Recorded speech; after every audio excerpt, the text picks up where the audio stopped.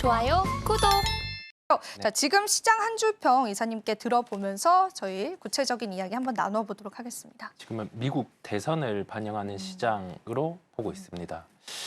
이게 장이 보면 이 트럼프 후보의 득세가 발생하고 있다라고 한참 시장에 반영이 되다가 사전 투표 결과를 일부 열어보니 지금 해리스 후보 같은 경우가 좀 앞서고 있는 상황이죠. 그 와중에 그 트럼프 후보 같은 경우가 대선의 결과가 나왔을 때 뭐 불복종할 거라고 선전포고를 하면서 시장이 또 약간 안개 속에 진입을 하는 모습이에요. 그 우리나라 시장도 뭐 그 측면에 하나의 영향을 받는 것도 있고 여전히 뭐 시장을 매도하는 외국인의 흐름도 받는 것으로 보입니다. 물론 환율도 비호적이기도 하고 미국 시장에서 전거래일의 반응이 테크 위주의 조정이 나오면서 그 영향까지 있는 거죠. 막 아주 공격적으로 주식을 매수하기에는 좀 불안감들이 존재를 합니다.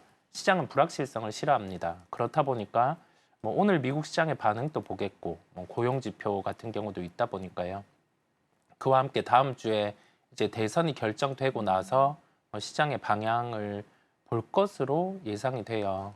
그러면 우리가 하나 더 생각을 해보자고요. 미국 대선이 치러지고 나서 시장이 불확실성을 통해서 일시적인 변동성은 커질 수 있는데 그를 활용해서 좀 주식을 늘릴 수 있는 대응 부분을 열어둬요. 그러면 여기에서 최적이 뭐 해외 주식을 하는 건가 아니면 뭐 국내 주식을 하는 건가 이런 부분인데 뭐 그 안에서 시장을 구분 짓기보단 전체 산업을 놓고 여기에서 높은 시장 점유율에 위치하고 있는 산업을 나눠서 하는 거죠. 국내 쪽이 유리한 산업이 있다라고 하면 국내를 하는 것이고 해외 쪽에 유리한 산업이 있다라고 하면 해외 쪽을 하는 그런 유연한 자세가 필요한 시장임을 말씀드립니다. 네, 유연하게 우리가 좀 대응을 해봐야 될 것 같습니다. 그런데 사실 이사님, 미 대선을 앞두고 전반적인 시장 자체가 좀 위축이잖아요. 네. 그래서 이게 그래도 이걸 다행으로 봐야 될지 우리 시장만 왕따는 아니다. 그렇게는 조금 해석이 되긴 하는 거죠, 지금 시장은. 네, 뭐 우리나라 시장이 다른 신흥국보다는 확실히 약해요. 이 그쵸, 문제점이 그렇긴 하죠. 뭔가라는 생각을 해보면 뭐 시장 안에 예탁금이 많이 빠져 있어요. 이 돈이 빠져서 뭐 다른 곳에 가거나 아니면 다른 투자처로 가거나 이렇게 빠져 있는 상황이다 보니까 먼저 시장의 유동성이 부족한 상황임을 짚고 가는 거고요.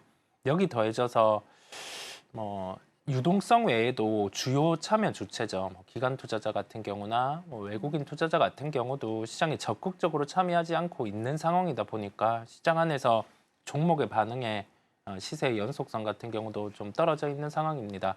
근데 이걸 매일 시장을 보고 우리가 꼭 주식을 매수 매도할 필요는 없어요. 좀 큰 틀에 놓고 좀 매매를 해야 될 시기가 됐을 때 또는 종목들을 볼 때 원하는 가격대가 왔을 때 그럴 때 적극적으로 하면 되다 보니까 지금 시장 안에서는 보수적인 관점을 유지하고 갑니다. 네, 이 부분을 한 가지로 놓고 가는 거고 조금 과거로 가보면 우리가 미국의 금리가 결정되었을 때 그때는 주식을 늘릴 수 있다는 걸 짚고 갔었어요. 그러면서 개별주 시장이 열렸음을 짚고 갔고 그런데 지금 매크로 쪽에서 변수는 뭐냐라고 하면 우리가 미국의 10년물 국채가 4.2%에 위치를 하고 있습니다.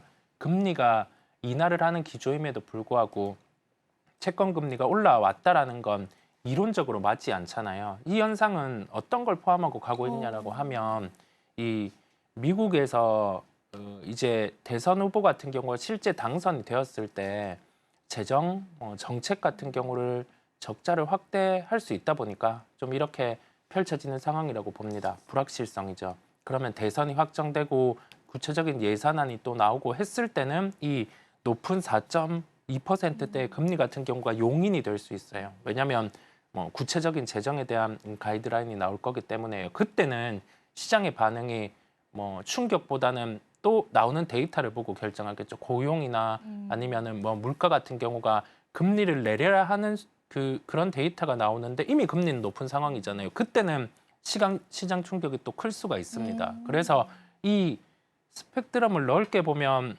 미래에 펼쳐질 수 있는 일들이 시장에 비호적일 수도 있다 보니 미리 시장이 반응하는 걸 수도 있어요. 그래서 지금 시장 안에서는 가까운 불확실성은 대선, 또 먼 불확실성은 만약에 여기에서 금리가 이렇게 유지되는데 섣불리 연준은 그때는 금리를 못 내릴 거란 말이죠.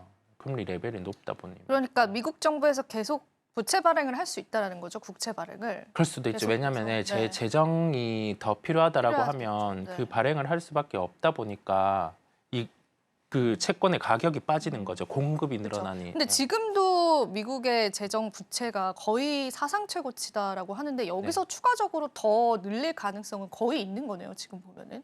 어찌 보면 그 재정 적자를 늘리는 예산안이 진행된다라고 하면 어쩔 수는 없어요. 어쩔 수는 없는데 만약에 이게 미국 외의 국가 같은 경우가 국채 발행을 늘리면은 데미지가 클 건데 이 기축통화 국가라는 그렇죠. 그 힘이 있다 보니까 때문에 참 힘이 있다 보니까 부럽습니다. 네. 그걸 진행했을 때는 뭐 추후에 데미지가 미뤄지는 거죠. 또 재정 정책이 바뀔 때 그 데미지는 발생할 거지만 아마 그게 그때 당시에 이 지표들이죠. 고용과 물가의 지표를 놓고 금리를 내려야 되는데 못 내리는 상황에 도달하면 그때 시장은 이제 충격인가? 충격이 있을 수 있죠. 미리 걱정은 하지는 않는데요.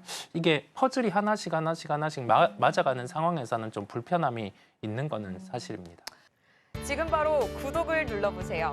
실시간 경제 뉴스, 투자 전문가들의 다양한 시황과 정확한 분석, 또 알찬 투자 정보까지 신뢰할 수 있는 저희 서울경제TV와 함께하세요.